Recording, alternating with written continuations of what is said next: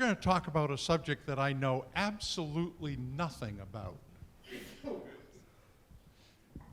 But I do know that in the era of digital transformation, nothing is going to happen in the near future without fiber optics, both metro optics, metro fiber, and long haul. And so what we're here to discuss is what is the state of fiber today, how mature is it, how proliferated is it in society, in our geographies, and what is its impact today and what is it likely to be in the future. And then we're going to wrap up with a couple of kind of futuristic sort of topics, like what happens when 5G happens? What does that do to fiber optics? Does it reduce the demand on fiber optics? Does it increase the demand? What does that mean for our digital infrastructure? So that's what we're going to talk about. And as I say, I hope these people know more about it than I do. So we're going to start. Mikhail, I would like you to introduce yourself, talk about what it is you do, and what you can tell us today. How's that? That's great. Good afternoon, everyone. It's hard after lunch. Everyone's a little lower on energy. Hopefully we can be enough of entertainment here. My name is Michael Boucher. I run a company called Metro Optic. We're a provider of high-capacity fiber networks, both on the dark side as well as on the lit side, really focused on the large users of fiber optic capacity in the market. My background has been in corporate America for a long time, working at GE, running an IT services business for them, and most recently running a data center company out of New York for several years, where we deployed about 300,000 square feet of white space and also had our own network assets. Thank you. Mary Jane, I'd like you to go next. Introduce yourself, please. Sure. I'm Mary Jane Horn. I've been in the cable TV, data center, and telecom industries for 25 years or so. If I said over 30, then you'd know how old I was. So really long time. I work at INAP. INAP is a colo and cloud and network services company. We have 52 flagship data centers all over the world, along with 100 points of presence. We have 3 flagship data centers here in Montreal, along with 3 more other points of presence. And we provide a variety of services, including transport, which we use fiber from. And that's why I'm here on the panel. Thank you. Tom Rivington, please. Hi, I'm Tom Rivington, CEO of F6 Networks. We're probably the largest privately owned, non-cable, family-owned cable company in Canada that no one's ever heard of. We operate close to 2,000 kilometers of fiber optic cable throughout Atlantic Canada, providing dark fiber and lit services across that footprint. And Derek, I believe you're the last. As ever. Thank you. I own a boutique data center consultancy. We work from the enterprise guys in investment funds, government agencies, from funding to country site search and select, also data center strategy and rollout. So we're kind of the client's advocate, the client's client, before the client goes to the consultant teams in the marketplace. So Tom Rivington, you traveled the furthest to be here. Well, Derek did actually. I got that wrong, but London's actually further than Fredericton. But you represent a region of the country that is sprawling, that is sparsely populated. Your F6 Networks is kind of the king of dark fiber. Talk to us a bit about what the problems are in bringing fiber to a sprawling region like the Atlantic provinces. Well, it's expensive to build long-haul fiber networks. In the Atlantic region in particular, the cities are, you would consider them small. Fredericton is maybe 75,000, St. John maybe 120,000. So these are, in terms of, in relation to other cities across Canada and the US, they're small cities. They're all about 100 kilometers apart, and in between those cities, there is very little in terms of population. So, you know, if you're the first mover and you can build the fiber network first, you're in a really good position, which we happen to be. There's not a lot of room left over for competitors. But again, it's a very expensive enterprise. We were lucky that part of our niche is that we connect to the subsea landing station in Halifax, and so the growth of the content provider networks has really been key to our success over the last few years. And there isn't any significant, what I find most interesting about this event is that there isn't any significant data center activity in the Atlantic region. There are the private data centers owned by Bell and Rogers, and there's one or two small purpose-built data centers, but there isn't a 100,000 square foot data center in the region at all. How about transatlantic fiber, transoceanic? Yeah, so all that lands in Halifax. There used to be, I think, 3 cables that used to land. The Tata cable was decommissioned some years ago, and so now it's what I still consider the Hibernia cable, but it's called the GTT transatlantic cable now, which we connect to. Got it. Okay. Michael, you've got the kind of the opposite issue. You live here where all the eyeballs are in the market. So talk to us a little bit about what kind of special demands that puts on the short haul, metro fiber optics, and how you meet that, and what you see as the future of it. Thanks, Bruce. That's a loaded question. I think the way I think about it is that there are fundamentally 2 big growth drivers for our industry of high-capacity networks that very much apply to this region, but really apply globally. One is the wireless industry. And when you look at how consumers are reached today and the growth rates, the wireless industry is growing 35 to 40% a year. You look at wireline, it's growing 10% a year, if that. So that tells you a lot of how consumers use data, and it makes you think, okay, where is this going?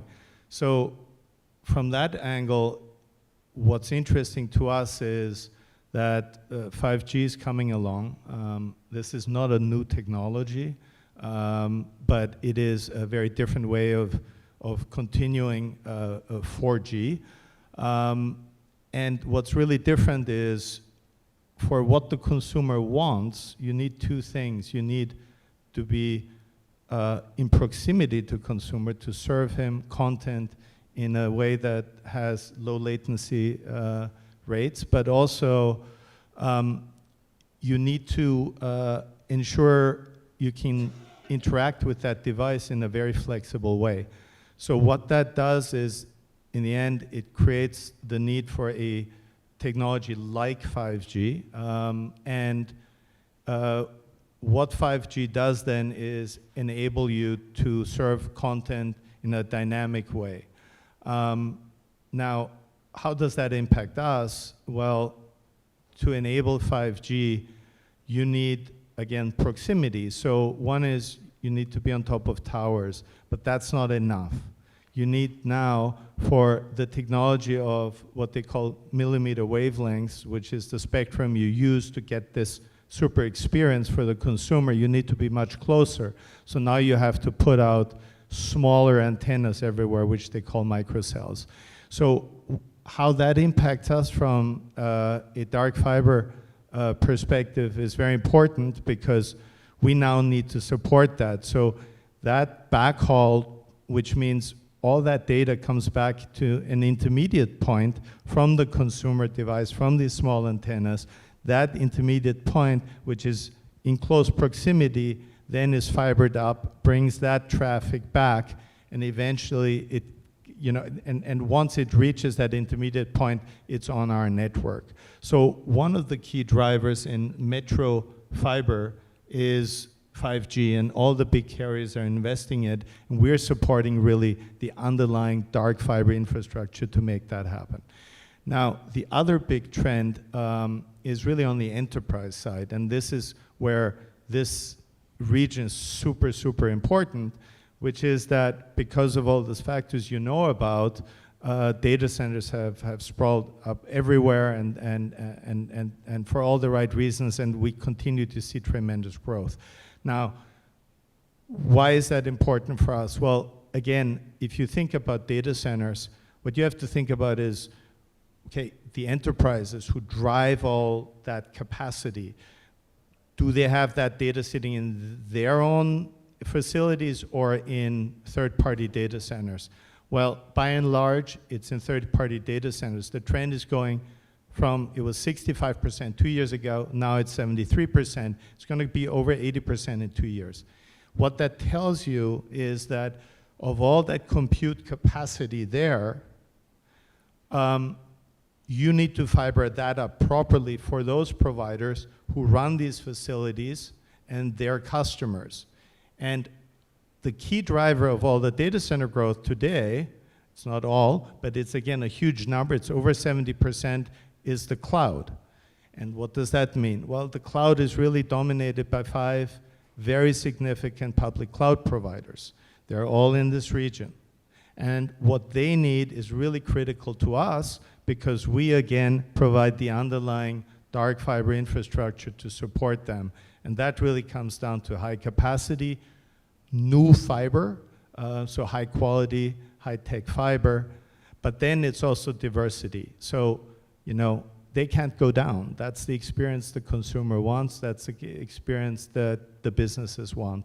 So that's really how we look at the market, 2 very distinct ways, but both of these opportunities drive our product, if you want. So Mary Jane, Internet, INAP, as it now is rebranded, certainly has a historic footprint here in Montreal. 3 flagship data centers, I believe, and 1 or 2 POPs, I guess, in the area. But I want you to give us your perspective, your global perspective, if you would, and talk about the state of long-haul fiber to the Montreal market, how the Montreal market and the area competes with other metro areas. Sure. So when we looked at connecting our flagship data centers in Montreal to our North American backbone, we went looking for some long-haul providers. Not necessarily to light it ourselves, but to be able to bring it onto the network. So the difference with long-haul and metro is if you're going to light long-haul, you've got to have the folks that can maintain all the equipment that's in all of the regen huts and the path, and it's very labor-intensive and personnel-intensive, so we tend to buy waves on the long haul. But when we go looking for long-haul providers, we have to make sure certain things, and we had a little conversation about this outside. Diversity is key. Making sure that even though you're buying from, say, a GTT on the long haul, are they actually riding on their own network? Because GTT does have a lot of long haul. But when they come off their long haul and they hook up to a metro, they could be on the same path into your data center as somebody else. So checking the exact routes for everything that you're buying is extremely important. The usual suspects, one of the paths that we secured to bring Montreal onto the backbone is the same company that I buy from in North America, as well as London and Amsterdam and Frankfurt. Asia Pac, I believe, is a completely different animal, and there are not a lot of similar providers between Asia Pac and the US and EMEA, but the US and EMEA have very similar carriers providing long-haul fiber, but just, again, the diversity when you get close to the building, how are you getting in the building, who's maybe somebody's metro ring they leased in order to get into your building. You could end up with single points of failure because a long-haul fiber provider jumps onto a metro fiber provider, and together, you've created a situation you didn't know. So there are a lot of the long-haul providers that do use regional guys for that last leg, and it's just something we need to keep an eye on. Excellent, thank you. Derek, I'll pass the mic to you when I finish asking the question. It's a complicated question. So I have this theory, and I don't think I'm the only one who thinks this, that the world is pulling in two different directions simultaneously. One is the increasing move to a decentralized edge, and we'll talk about what that actually means. And then the other is to hyperscale, very large, mega-scale facilities, and I'm going to use 100,000 square feet as the very inside of that, right? What's your perspective? So start with edge and just talk to us about edge for a second. So edge is, everybody's got a view on edge and what edge is. And I think for this panel and this topic, I think we're seeing the markets developing into three levels of digital infrastructure. There's this fast, rapid edge where the data is made and lost. That could be driverless cars, the IoT boom that is going to happen, the 5G network. So the proximity of the application and services needs to be very fast, and it's a loose, ragged edge because it's mostly a mobile edge. And you invest in a different type of infrastructure to provide that application and service. But that loose, rapid edge still has to hook onto a fixed edge, whether it's the mobile masts, co-location companies, the IXs, the ISPs, etc., etc. So that gets you onto those big fiber backbone network that's moving traffic city to city, state to state, nation to nation, region to region. And that's a different form of infrastructure too. They look very different. The architecture is different, and that is going to change. And then you have the third layer, which is developing very, very well, the web giants, if we call that the back edge, where fiber speed isn't so important if it's machine to human. You could be in a green energy out of city location where taxes are low, land is cheap, fiber costs are cheap. So that's three different layers of infrastructure. So you could call it the YouTube cat streaming edge, the back edge. You could host some of those applications where your 40 megawatts per year of cat videos could be placed in a sustainable part of the globe. I'm not sure if that answers your question there, Bruce. It does, and that takes me to Tom. So Tom, I'd like to have you reflect on that for just a second, because where you're located and the fiber that you control is really doing, I would suggest, a great deal of content delivery, that is a primary driver of it. And what does that mean to the infrastructure that supports it? What does that mean to speeds and latency? So give us a sense of that. Well, by our location, we're inherently the edge. Everybody wants to connect back to Azure and Amazon, and so we take people from Fredericton and we shoot them to Montreal and Toronto. Nobody's asking to get to Moncton. So, all of our locations are edge. About every 80 to 100 kilometers along our network, we've got these little ILA sites or POP sites, which, eventually I think will become part of the Internet of Things and be the, even more of the edgier edge, if that's possible. I think as a company, we're very strategically positioned for the Internet of Things. We've got oodles of fiber capacity.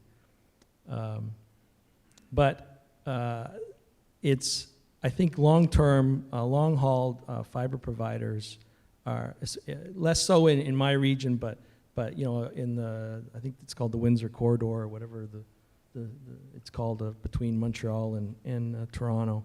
You know, they're well positioned to build out co-location and pop sites that are not only positioned to house content providers 6500 chassis for their long-haul business, but at some point, you know, who's to say that they're not going to be in the distributed computing and you know, someday one of those content providers. I think there's a point in the future where these content providers are going to have their own networks end-to-end, and not just their own network to get from their own data center to their own data center. They're going to be maybe getting right to the customer through their own private fiber network and their own private wireless network and that sort of thing.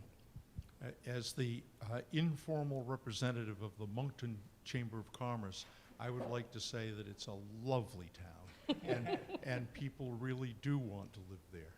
I think they want to live in Shediac, which has the warmest beaches north of the Carolinas. So if anybody's in Moncton, go to Shediac, because that's where the warm is.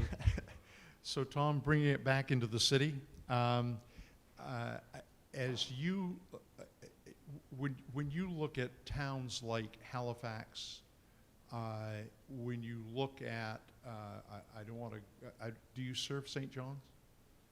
Newfoundland? No. Newfoundland? No, okay. So what do you see as growth trends in those towns that are going to give you a future? What's the... Well, we'd like to see a big data center open in like, say, Halifax. Like I said, there isn't a significant carrier-neutral data center in the Atlantic region. You know, we've had to search hard to find a location to put our equipment in Halifax. We constantly get requests from enterprise customers on where they can put a DR site because there just isn't any capacity in the region. And so, you know, big part of our business is companies moving from the servers that they've had in-house to wanting to have something in the cloud, but they want a local cloud. And they don't necessarily always want to have everything at an Azure or Amazon or you know, whomever, big content provider site in Montreal or Toronto or Quebec City. They want something a little closer to home. So, Michael, you spoke a bit about, and I'd like to have you expand on it. What do you see as the proliferation of IoT applications and its impact on fiber? You touched on it, but I'd like to have you talk a little bit more about that. And I'm talking about business applications in IoT, commercial applications, smart cities applications. Do you see that as growth? Yeah, for sure. I think, again, you have to go back to who the ultimate consumer is. You know, when you look at the consumer, what always strikes me is, you know, in the world we know here as part of especially this conference, you know, 70 to 80% of the growth comes from hyperscalers. That means that we're actually changing the model where compute and storage is somewhere else. And we've got the smart people who can access that location and work with that resource in a highly effective way. The IoT model is the other side of the coin. And then, you know, I think you have to differentiate. On the consumer side, the IoT model is really about the flexibility and the ability to very quickly, you know, get data that's useful to you, and then that data should just go away because you've used it. It's like a GPS input, right? On the business side, I think there are tons of applications, but people have a very difficult time accepting wireless as being secure, and also compatible, quite frankly, from just a bandwidth perspective. But it is. especially on 5G. So what's really interesting, I think, are the consumer applications that are driven by that. But on the enterprise side, I really haven't seen anything move, at least in this market, and that includes Toronto, except on the municipal side. And on the municipal side, it's really that the network is designed differently. It is a secure network, and you can't just access that network without having specific privileges to access the network. So I think you're going to see a phased-in approach. The City of Montreal is tremendous in that effort and has advanced it and will continue to advance a wireless network for its citizens. And those applications driving that today are really access to public information, but also events and. So I think that's the phase that we're in. The next phase then truly is, you know, a mix of consumer and business applications that can go in many ways. But I don't see that right now in this market at least. Right. Mary Jane, how is INAP preparing kind of globally for 5G? What's the activity?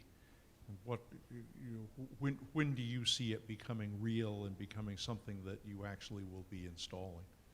So we will not be the end user or the end provider that's going to be installing the 5G. What we are the interface between that 5G user and where the application is.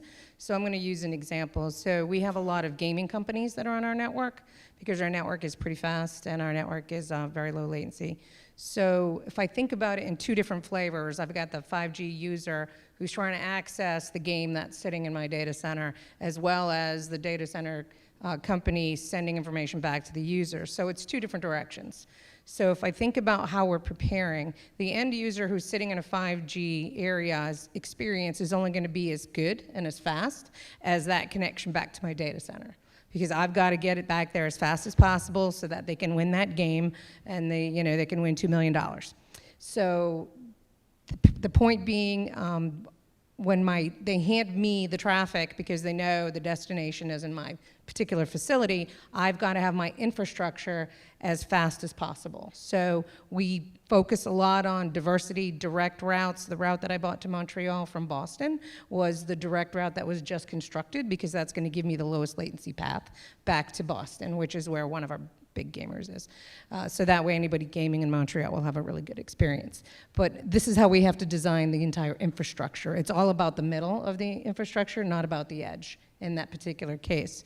When you think about the other direction where I've now got that application in my data center and I'm now sending the response back, we have what we call performance IP, which is a blend of IP users, of which some of those will be 5G providers.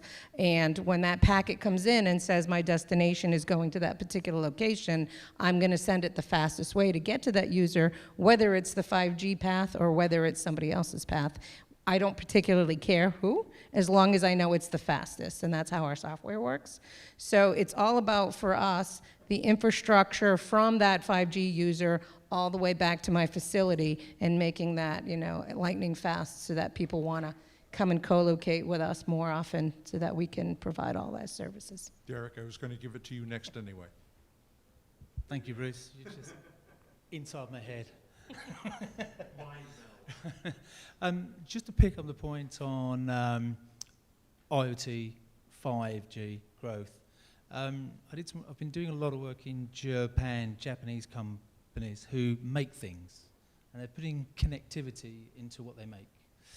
And if I pick one particular client, they knew what power load, what ramp they would need for their ICT kit, servers, the software they were going to use, the bandwidth that they would need. But they were a bit loose on what the data center element was. And part of my role was to buy, build, or lease. And just looking at this global brand name, who's putting connectivity into things that they didn't normally put connectivity in, I was privileged to some interesting data. And one of my recommendations were, in 5 years, you're a web giant already. So buy, build, or lease is you're going to build, because in 5 years' time, you're up with the web giants. You know, your 300 meg per region, your gigawatt across the globe. That's one manufacturer putting connectivity in. So I think we could be seeing the dawn of a new badge. The web giants, the enterprise IoT, I'm not too sure what that actual badge is. So I think that's coming, and that is data. That's just pure interaction of what are people doing with the products that they make. And here's the interesting thing too. When I asked them, I've put a budget of billions. Your rollout, just for the data center infrastructure, is billions. What is driving this? And they said this: we know in the future we will make more profit from the data than the product. So here's my last question for you, and this one is really off the wall, and that is satellites are coming. SpaceX is putting more satellites in the air. What is that going to mean to 5G? What is it going to mean to fiber as it rolls out? What's your sense of what the impact will be? And Tom, I'm going to start with you. I was going to say that people should look at the Canadian telecom infrastructure and compare it to the American infrastructure. So we have an oligarchy of telecom companies basically in Canada that control our connectivity, our latency for, like, if you're trying to connect someone on Rogers and you're trying to connect to something else on a Bell network, it's probably going through Ashburn, Virginia. And so latency is probably a huge problem for you. It may not be today, but you know, when we get into these applications that are right on the edge and we're going to need something very low latency, that paradigm is going to have to change. With respect to low Earth orbit satellites, I think they'll complement fiber networks. You know, I think again, latency is going to be an issue with anything you shoot into the space. It's many milliseconds, and so I don't think you're going to have one-way communication for, you know, sending data down is going to be great, but if you're looking for interaction using low Earth orbit, I think you're still going to have latency issues. But you know, I think it's going to be a great solution for you know, secondary connectivity and things like that. Yeah, I mean, I have two thoughts on that. One is we did a big project for a company that owns thousands of gas stations, and this was in the US, and we did it over satellite communication. And it was just what Tom mentioned, which is, you know, these gas stations need to report back to headquarters the consumption of the day and the inventory levels and all that good stuff. So it's not latency sensitive, and it works really well. And it works really well in areas where you're in a rural community far outside of a metro. And so I think that will continue. I profess I don't know enough about you know, upload and download speeds to satellites to know where that's going to be in 5 years. But I would second what Tom said. Mary Jane? No, I agree with everything that we've been saying. I think that if HughesNet, who I believe already does satellite downloads, I actually did a project in Delaware, and we were working with a lot of the rural folks because they didn't have any fiber. The kids would have to go do their homework by sitting in the parking lot at the library because that's the only way they could get Wi-Fi. They had no internet. And we said, well, what about satellite? Can't you get satellite internet? And they said, just don't even ask me about satellite internet. We tried it, but it's just not worth it. It's expensive, and we really can't do much with it. So maybe when they perfect it and they make it better, then maybe more people would be apt to give it a shot. But the feedback that I had gotten is, we're willing to give you money to dig up the ground to put fiber in here to fiber up our community, then I would rather than buy, you know, satellite transmission. Derek? So I think there's a general message here. If you give business and people the capacity, they will make use of it. So maybe it's a solution looking for a problem. But I'll give you one example. In the 1990s, I built some sites for Viatel in Europe, their CERT-C fibering. And I can remember seeing for the very first time a sample cut on a desk and mounted of fibre.